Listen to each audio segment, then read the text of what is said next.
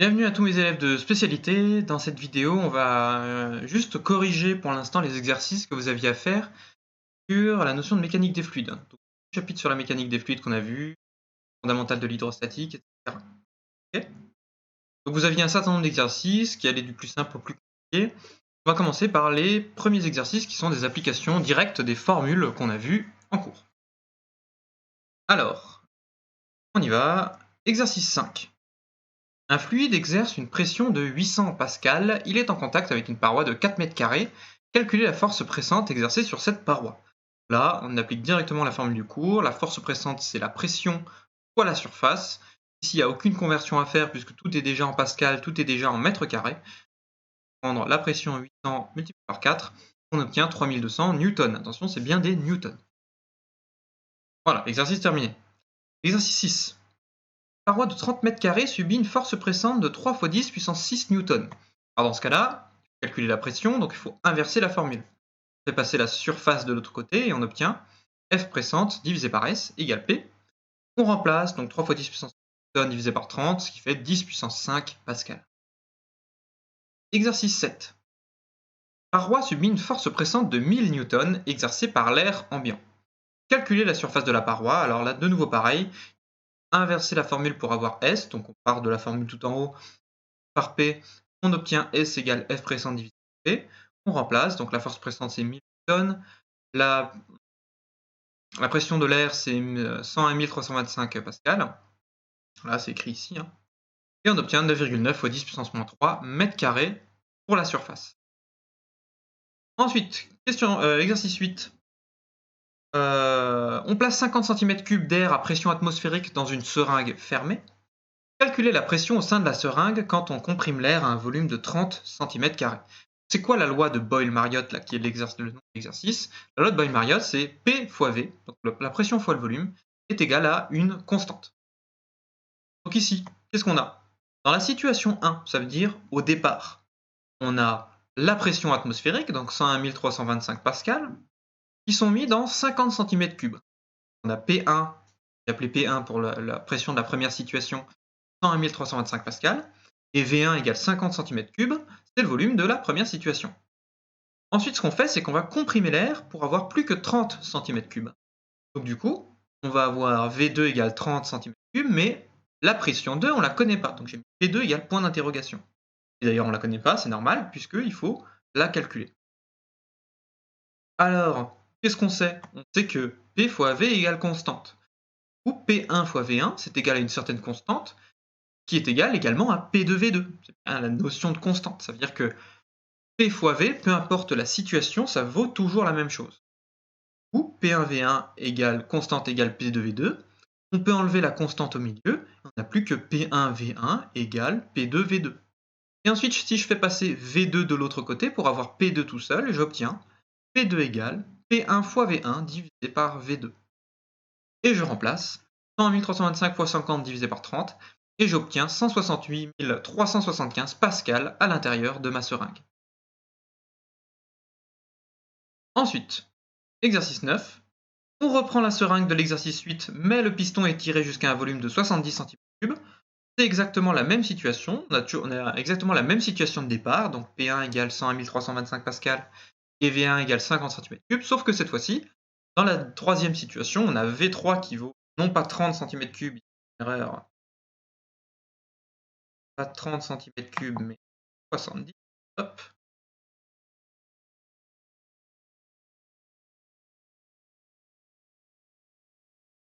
Voilà, 70 cm3. Et on a du coup P3 égale P1 fois V1 divisé par V3, exactement la même formule qu'ici. J'ai remplacé par les valeurs en remettant bien 70 cm3 ici, et j'obtiens le résultat final. Alors là, vous allez peut-être être surpris du fait que je n'ai pas converti les volumes en mètres cubes. Ça veut dire dans l'unité du système international. En fait, ici, c'est pas très grave, c'est même pas grave du tout, parce que on a les volumes des deux côtés. L'important ici, c'est que les unités des volumes de chaque côté soient les mêmes. Tant que c'est les mêmes des deux côtés, des mètres cubes des deux côtés, ou des centimètres cubes des deux côtés, ou même des litres des deux côtés, ça donnera le bon résultat. Ça vient du fait que le volume intervient de part et d'autre de l'égalité. Ok, très bien. Ça, c'était les 5 exercices de base faciles d'application de formule. Et maintenant, on va rentrer dans un cas beaucoup plus compliqué. C'est vrai que je vous ai pas mis d'exercice intermédiaire, quoi. Je suis vraiment passé du simple à compliqué. Et au moins, ça vous entraîne, quoi. Vous avez à réfléchir et puis dans cet exercice-là, on vous invitait à aller voir une correction d'exercice pour vous entraîner. Mais on va pas aller voir la correction d'exercice, on va essayer de faire tout ça, juste en raisonnant. Donc dans ce cas-là, qu'est-ce qu'on a? Vous voyez qu'on a ici un petit schéma. Vous avez ici un compresseur. Un compresseur, c'est une pompe qui est reliée à un petit réservoir qui contient de l'air et qui a une certaine pression. En dessous de ce réservoir, il y a de l'eau. Mène à une sorte de grande piscine en dessous. Et à cet endroit-là, vous avez une voiture qui est posée sur une surface, une paroi, au-dessus de l'eau. Ok. Donc on imagine assez bien que si on pousse sur l'eau de ce côté-là, ça va faire monter la voiture. Et si on appuie, si on diminue le volume d'eau ici, forcément si ça diminue ici, ça doit augmenter de l'autre côté, ça fait monter la voiture. Et c'est le principe des vérins hydrauliques, etc. C'est vraiment utilisé dans les domaines de la construction, etc. pour faire monter des charges lourdes, ce système de fluide qu'on pousse d'un côté pour faire monter de l'autre. Donc on nous dit une voiture se trouve sur un pont élévateur, comme à l'exercice page 247, donc je viens d'expliquer, mais cette fois-ci à une hauteur H1 au-dessus du sol. Là on voit même que cette hauteur elle vaut 1,8 m. La voiture est à 1,8 m au-dessus du niveau du liquide au niveau du compresseur. Ok. Car c'est ici.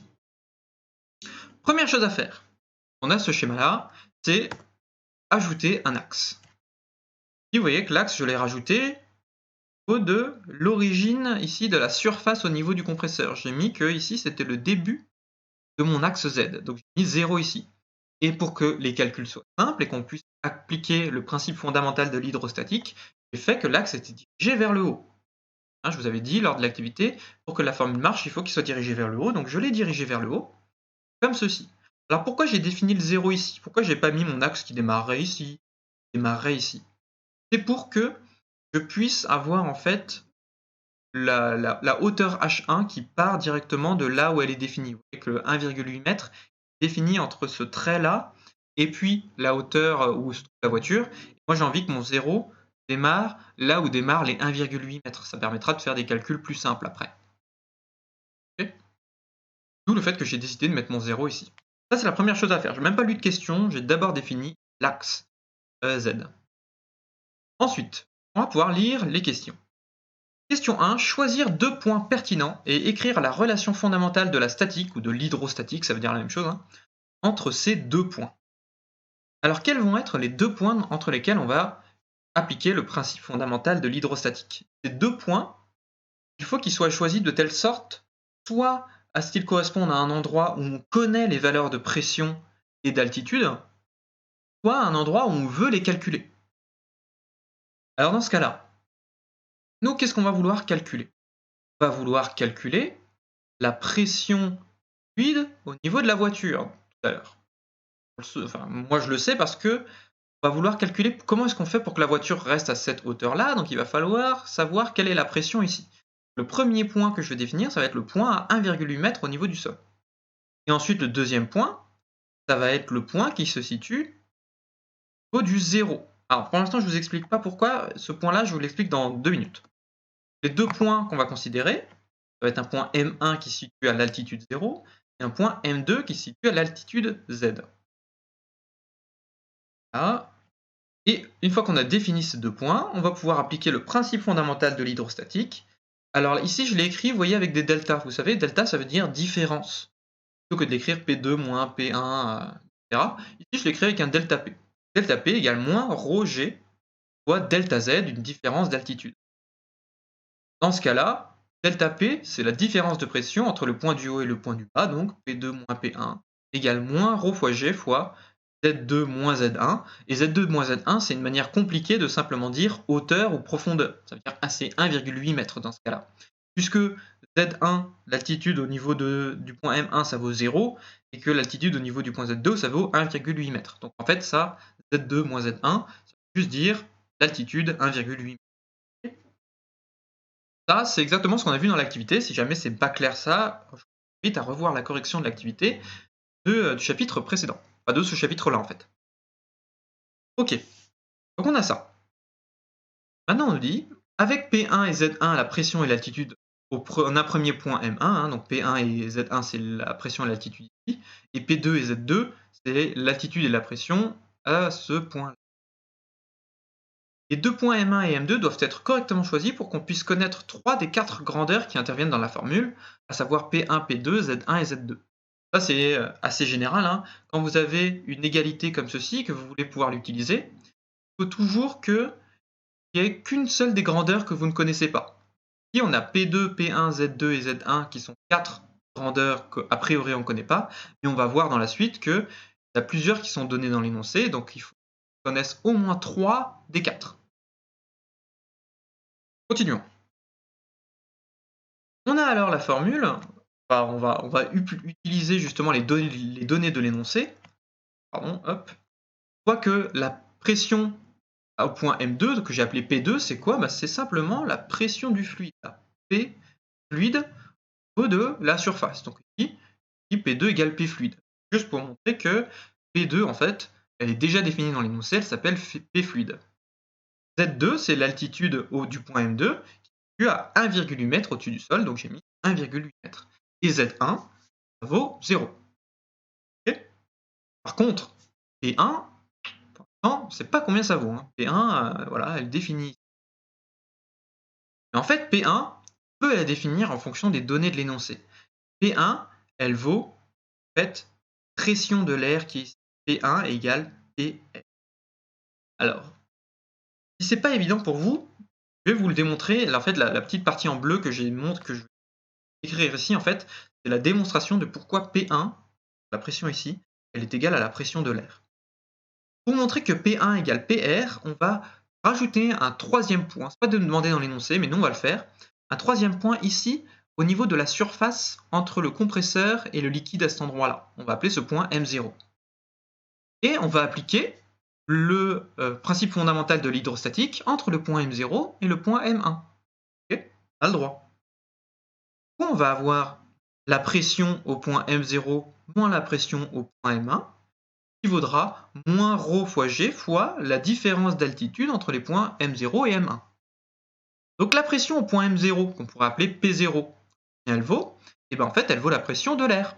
Vous avez vu, hein, quand on est à la surface de l'eau, hein, je rappelle, hein, quand on avait vu, vous vous rappelez l'exemple de l'activité, il y avait un exemple de plongée, et on avait vu que la pression à la surface, c'était la pression en fait de l'air ambiant qui se trouve au-dessus. Du coup, la pression au point M0, qui est vraiment à la surface, c'est la pression de l'air. Donc PR, donc P0, je vais appeler PR.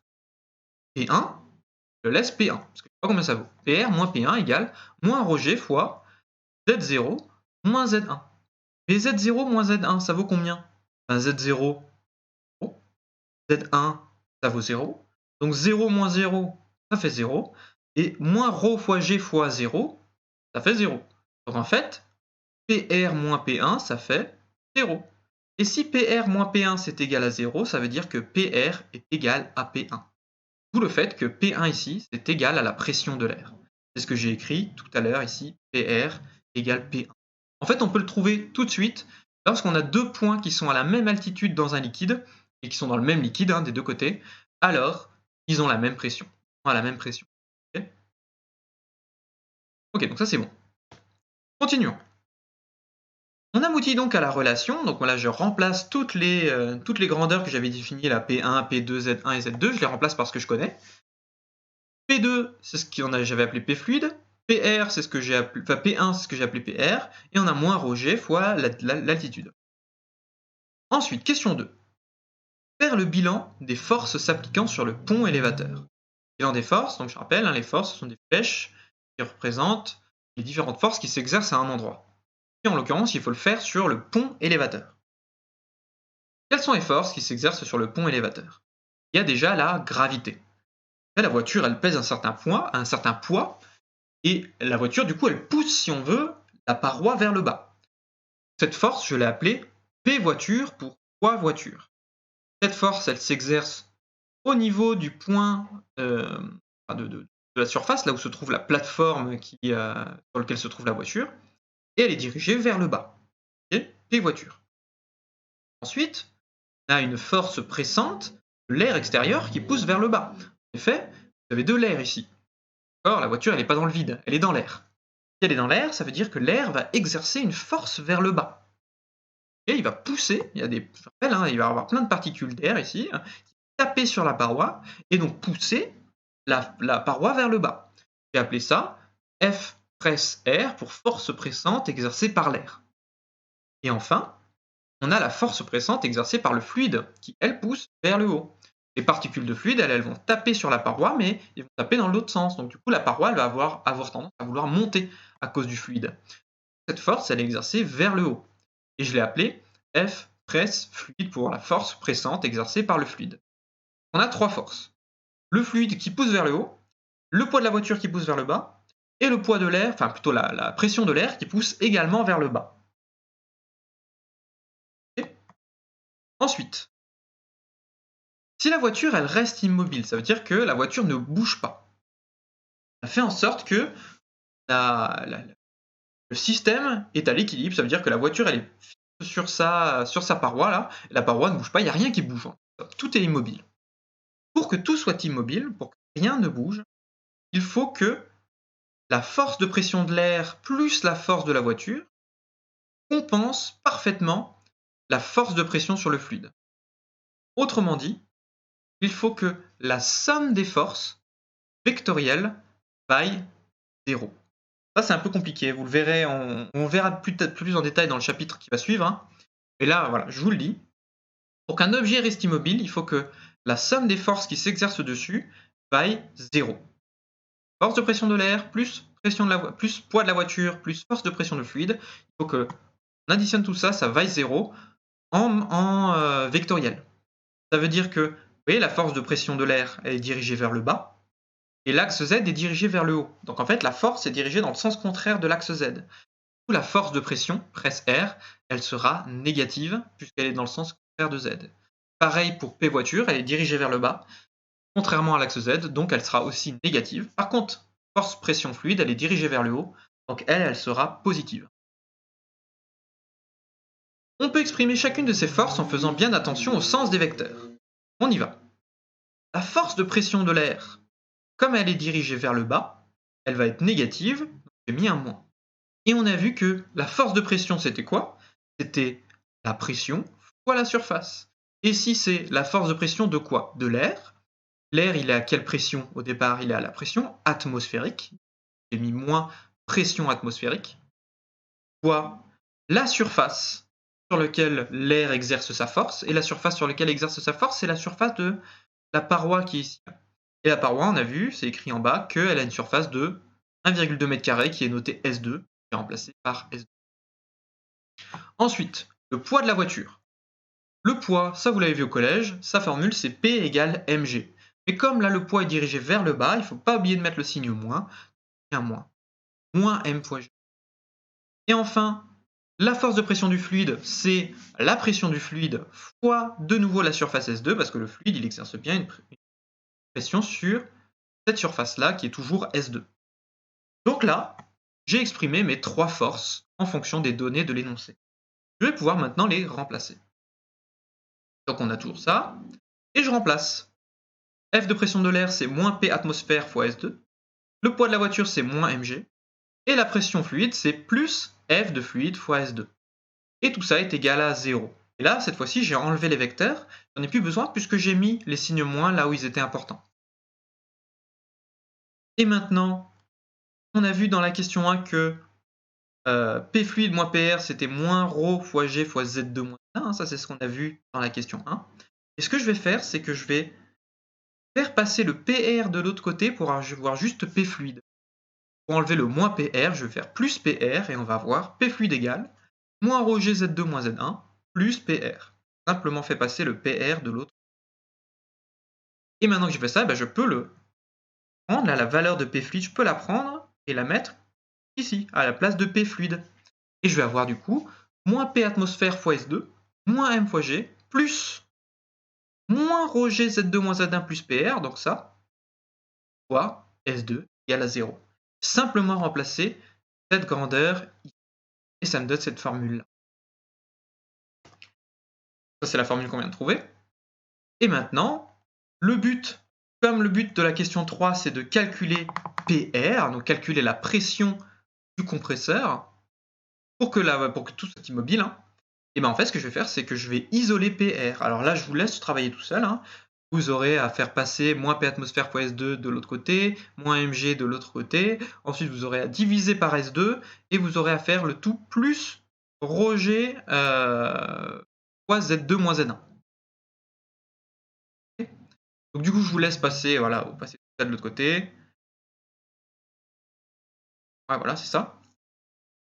Et vous obtenez, vous remplacez par la valeur, donc P atmosphère on connaît, S2 on connaît, M on connaît, la masse de la voiture, G on connaît, donc c'est 9,81 Newton par kilogramme, ρ utilisé on connaît tout.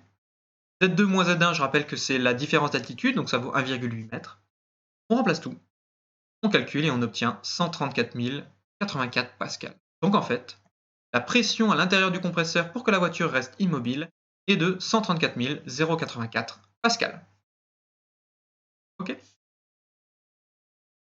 Ok, très bien. Le compresseur doit imposer une pression PR égale 134 084 pascal pour maintenir la voiture à 1,8 m du sol. Je vous invite à revoir la correction si jamais ça a été trop rapide ou pas assez clair et à venir poser des questions sur la page des exercices si jamais il y a des choses que vous n'avez pas bien compris.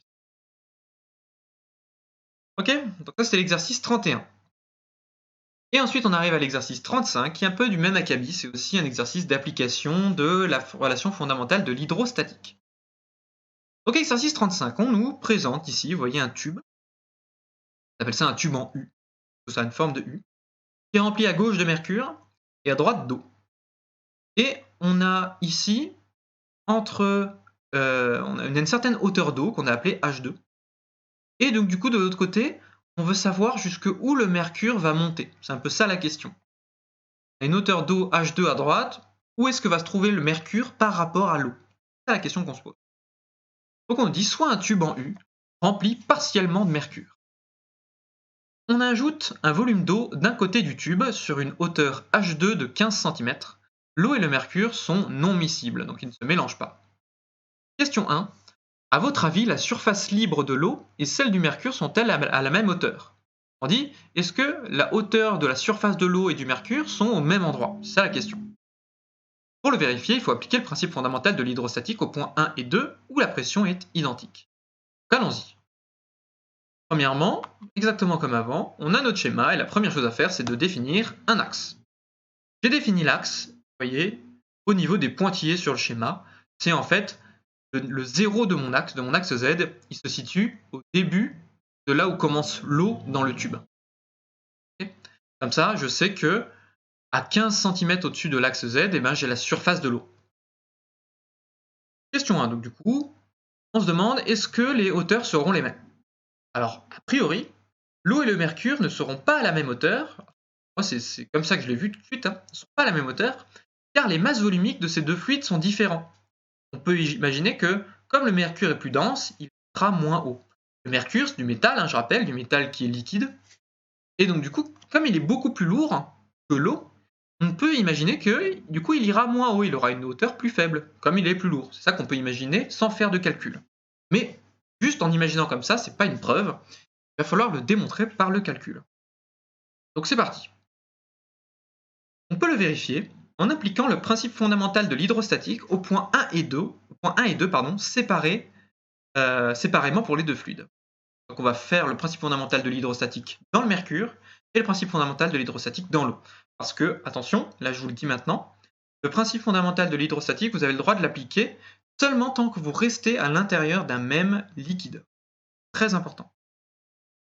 Donc dans le mercure, j'ai PR moins P2, donc la pression à la surface moins P2, qui est égale à moins ρ fois G, donc moins ρ mercure fois G, fois la hauteur du liquide, en l'occurrence H1. Okay. C'est le principe fondamental de l'hydrostatique tel qu'on l'a vu dans l'activité et même dans l'exercice d'avant. Pareil dans l'eau, on a PR moins P1 est égal à moins ρg fois la hauteur d'eau H2. Et on sait que P1 égale P2 puisque vous voyez que le mercure il se situe à la fois au point 2 et 1, et ils sont tous les deux à la même hauteur, donc la pression y est la même, forcément. Donc à partir de cette dernière relation là, P1 égale P2, sont à la même hauteur dans le même mercure, on va pouvoir remplacer P1 par P2 dans l'équation de l'eau. Donc on a donc dans le mercure toujours la même équation, PR moins P2 égale moins ρ mercure fois G fois H1, ça ne change pas. Mais dans l'eau, avant on avait PR moins P1 égale moins ρ GH2, mais maintenant P1 je le remplace par P2, puisque on a vu que P1 égale P2. Et donc du coup, on a PR moins P2, PR moins P2 qui vaut ça, PR moins P2 qui vaut ça, et donc du coup, ça, c'est égal à ça. Et c'est ce que j'ai écrit ici. Moins ρ mercure G fois H1 est égal à moins ρ O G fois H2. Question 2. Exprimer puis calculer H1. Donc là, je viens de réécrire la formule qu'on a abouti à la question 1, c'est la même formule. Et bien ce que je peux faire, tout bêtement là, c'est enlever les G, diviser par G des deux côtés, comme ça ils s'en vont. Et comme je dois exprimer H1, je vais diviser par ρ mercure des deux côtés, et j'obtiens cette formule-là. H1 égale ρ O divisé par ρ mercure fois H2. À partir de cette formule-là, j'ai enlevé les G des deux côtés et j'ai fait passer ρ mercure à droite. Et maintenant, j'ai plus qu'à remplacer. ρO, ça vaut... c'est pas écrit combien ça vaut, mais ça vaut 1 kg par décimètre cube. Il y a 1000 kg par mètre cube. C'est juste une conversion. Ici, je l'ai mis en kg par décimètre cube, la masse volumique de l'eau, parce que la masse volumique du mercure, vous voyez, elle est donnée dans l'énoncé en kg par décimètre cube aussi. C'est pour ça que je l'ai fait. Donc la masse volumique de l'eau, c'est 1 kg par décimètre cube. 1 décimètre cube d'eau, ça pèse 1 kg. Et la masse volumique du mercure, c'est 13,55 kg par décimètre cube. La hauteur H2, c'est 15 cm. Donc ici, je l'ai laissé en centimètres. Ça veut dire que la hauteur qu'on va trouver, H1, elle sera aussi en centimètres. Je calcule 1 divisé par 13,55 fois 15, ça fait 1,11. Et donc du coup, on peut conclure que la hauteur H1, elle ne vaudra que 1,11, alors que la hauteur H2, elle vaudra 15 cm. Donc le mercure sera bien plus bas que l'eau. Il sera beaucoup plus bas, il ne montera que de 1,11 cm au-dessus de là où arrive l'eau. L'eau, elle montera jusqu'à 15 cm au-dessus de sa profondeur maximale. Question 3. À quelles conditions H1 et H2 ont la même valeur? On a vu la formule H1 égale ρO sur ρ mercure fois H2. Si on veut que H1 est égal à H2, pour avoir H1 égale H2, il faut que ρO divisé par ρ mercure vaille 1. Il faut que ça vaille 1. Et si ça vaut 1, il faut que ρO égale ρ mercure. ρO divisé par ρ mercure égale 1, on fait passer ρ mercure de l'autre côté et on obtient cette formule-là.